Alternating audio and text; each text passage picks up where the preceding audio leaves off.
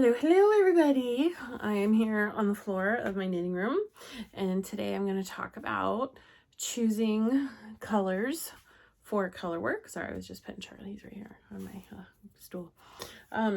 So I'll be teaching at the Sleeping Bear Fiber Retreat in November. That is in Suttons Bay, Michigan. I'm very excited to be teaching. And this video is primarily for my students who are taking colorwork classes and choosing colors.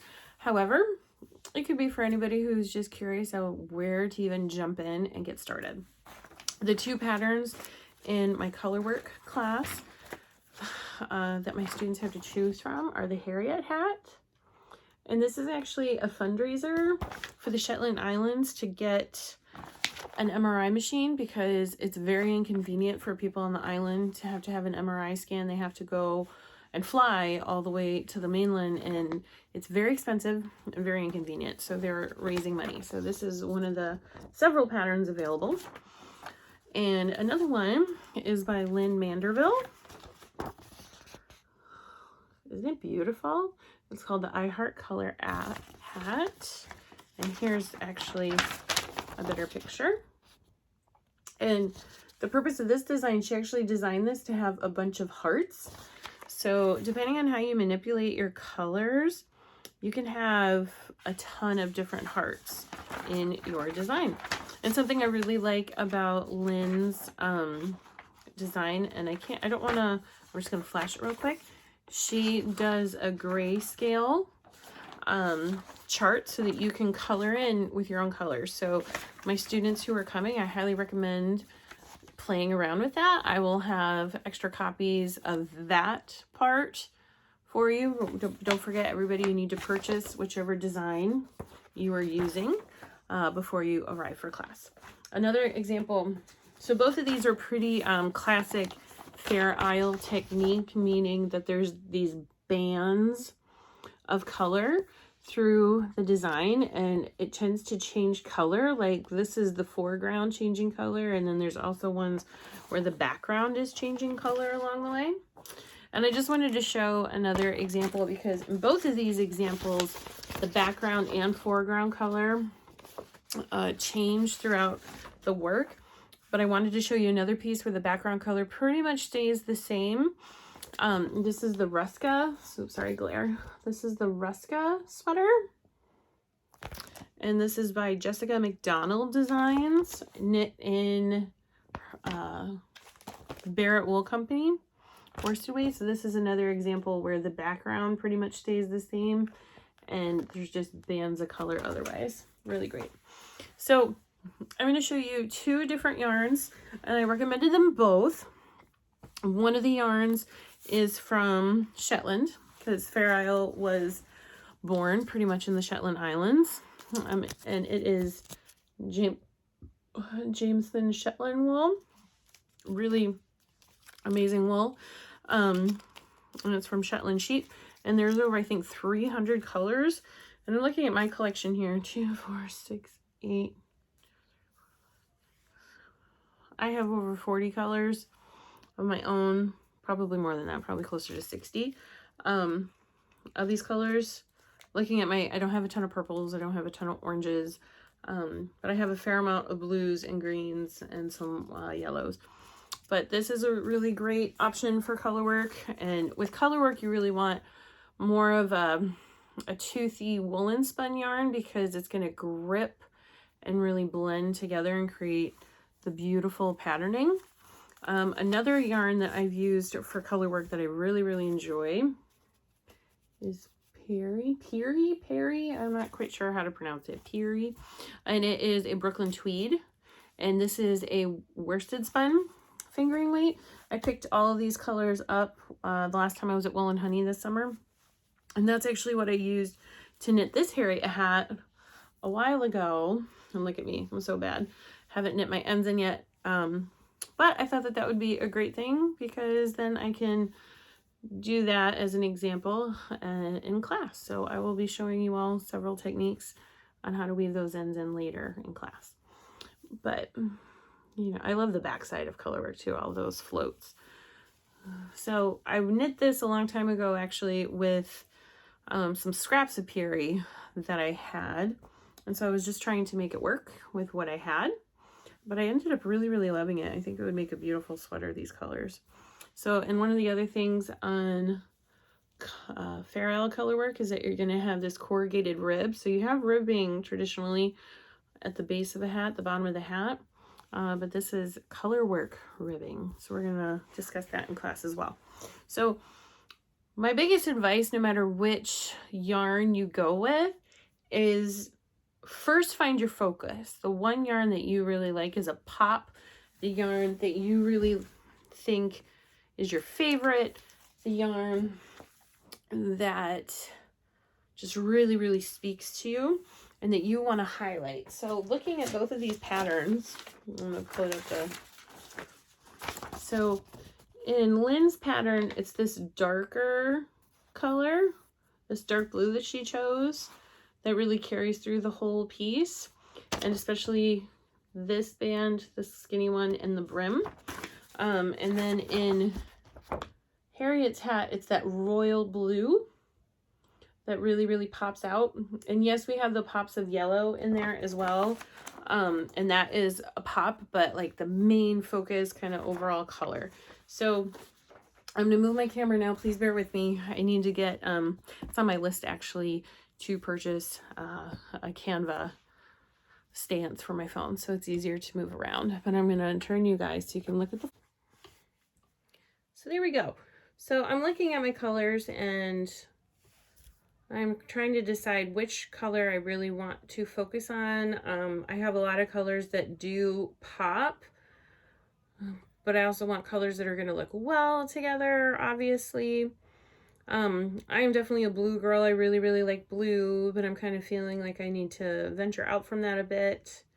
I'm going to think about my skin tone, who it's for, if it's for me, or one of my kids, or something like that.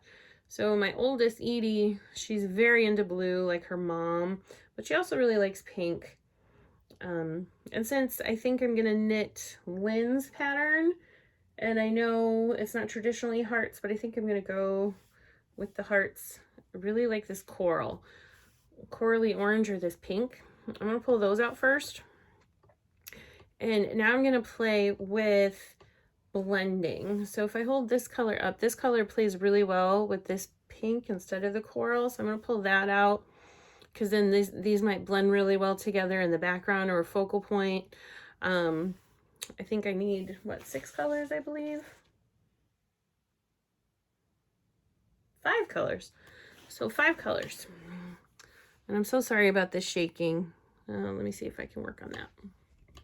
So I have that pink color. Now I'm going to play with, those are my pops. I want to play with the other side, like another color that's going to play along with these two and contrast well. Maybe a purple. Let's play with that. Let's pull a purple out. Okay, so now I kind of have 2 pops of color. I definitely want some other more subtle colors. That's where my grayscale turn kind of plays in, or even my lighter colors, light blues. Okay, maybe a cream. All right, so I'm going to play with those. I'm going to clear all of this off and take a picture and change it to a black and white setting so I can check the scale, and I'm going to insert that here. So give me a minute while I adjust.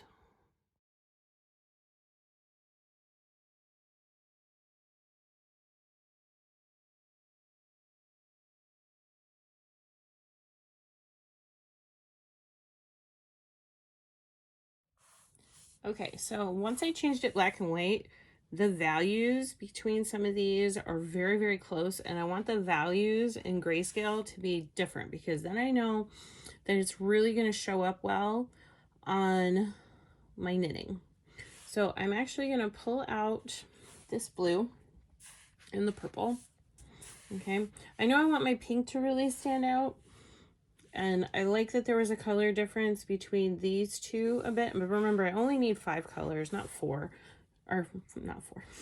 I only need 5 colors, not 6. I do recommend, if you're kind of in between two, maybe purchasing those, especially if the yarn policy, return policy at whatever shop that you're purchasing from. You can exchange skeins for later. So I'm going to keep looking at my stash over here. I think I want a darker value, and maybe it won't be, this won't be the focus anymore. It'll be that darker value. So what about this darker purple? That really stands out away from the other ones. Maybe not. Or maybe I want to continue playing in the realm of grays. I'm going to pull a couple options here. Get a blue, that blue, so the red tone, and keep going with the super heart traditional theme. So I pulled kind of a red. Okay. That could really blend nicely together, and this would still be a pop. All right. That might work. I'm going to pause and take a picture. I'll show you all that picture. I could also choose to take a picture with several.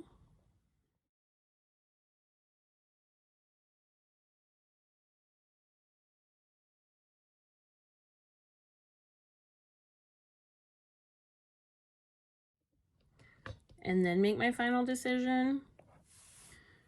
So I know I don't really like this one because the yellow's in it. Let's pull this one out. Oh, I'm actually kind of liking those together.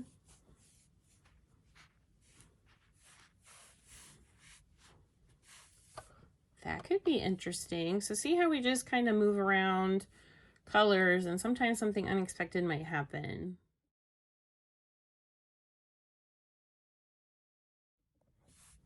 I am genuinely choosing these colors right now with all of you, so that we can really see how my brain works with this. I also want to make sure going across and pairing, like these ones might work together in the same row, because you are going to be working with two colors next to each other. These ones might be it, especially because I know the pink is always going to be a contrast between these blues. And I don't ever intend on putting this gray and this dark blue in the same row together, because you really can't tell the difference a whole lot. These values are too close, so I just need to understand that these two can't be in the same row together because I really won't see the detail. I need to pair it with others, you know, and all the other colors really work. So I really like these. I will probably pick one more out of here and swap it and bring it with me while I'm knitting and playing on my color chart to really make sure that this darker one is what I want to do, because then this pink just really stands out the most. So we'll see. I'm definitely going to bring this one with me. Do I want maybe the more oatmeal-y? No, I don't like that. I really like these darker values to contrast this bright pink more. I do like that contrast. Should we just see what would happen? That could be interesting too. So I'm going to take another picture.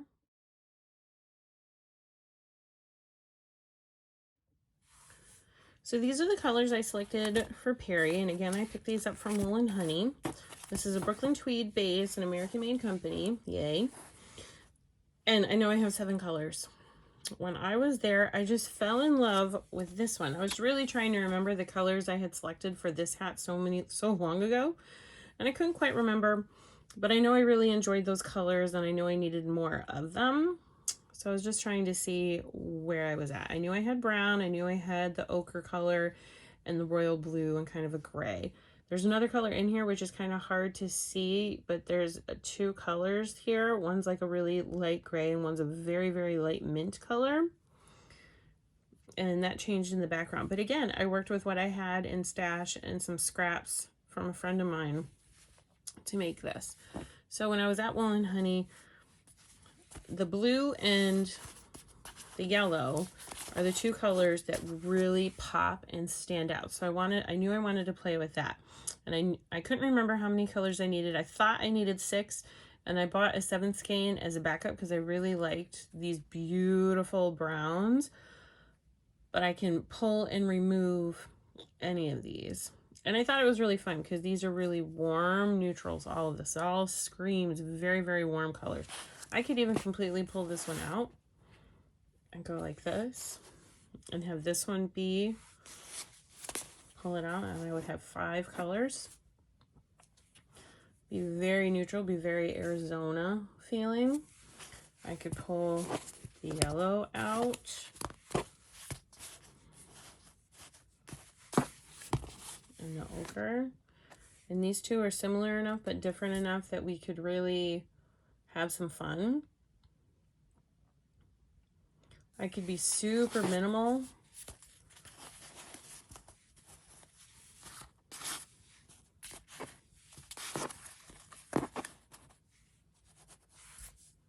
That's really, really beautiful. So playing with these colors is just a whole lot of fun. I really have to decide what focus I want. Do I want my snowflake design to pop?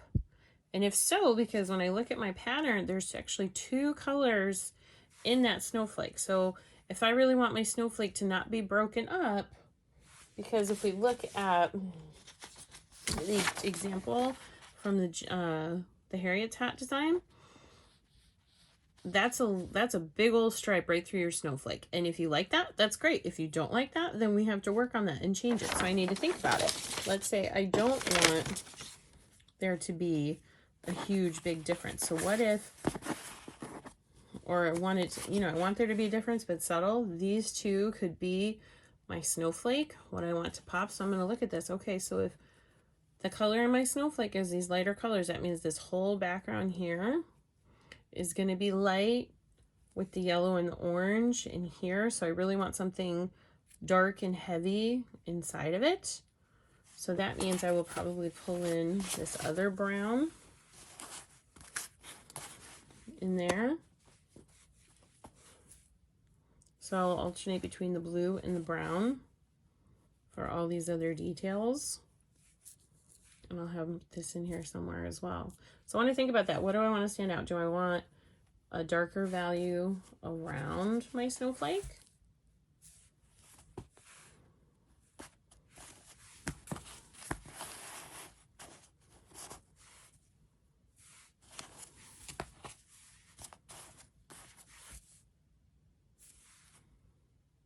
I still really like having both of these, both the blue and the yellow in there. I know they're very strong values, but it's so much fun. You can see why I had a hard time picking these ones. So we're just going to keep playing with it, and we're going to keep trying. It can take a while to pick your colors. So let's have some fun. Feel free to contact me. I'm Pygmy Tiger Knits on Instagram. Tracy has my email. And you can send me pictures and ask my opinion if you'd like, or talk to a friend. I hope to see you in class. I'm very excited.